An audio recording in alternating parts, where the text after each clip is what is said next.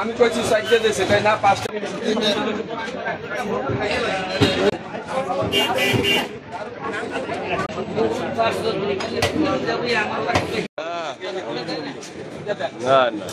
বাস্তব হইবে না যেটা সত্য সেটা কইতে হইবে সব।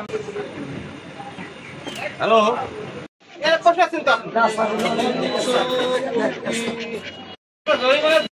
আপনি লেখাবেন একজন সোনালী কেনা কত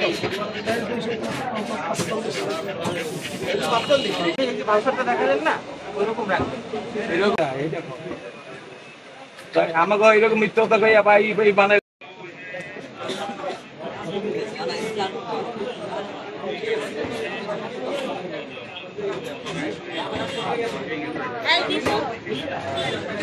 সামনে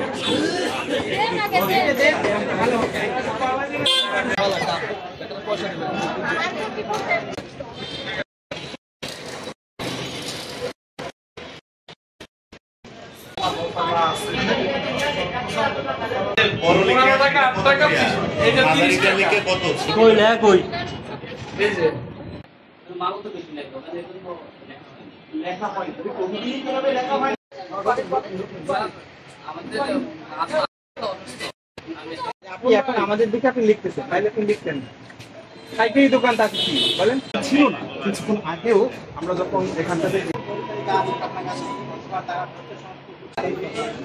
5,000 টাকা জরিমানা করা তারা দেশ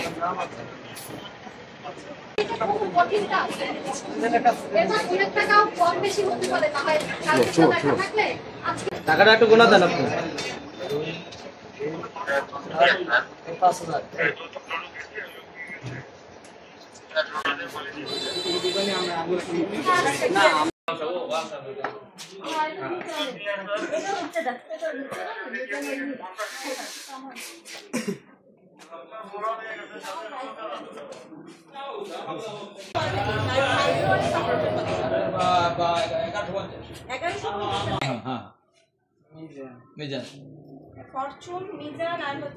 আমরা ভোক্তাধিকার পক্ষ থেকে আজকে রমজানে বাজার মনিটরিং আমরা বের হচ্ছিলাম পট্টর এলাকায়।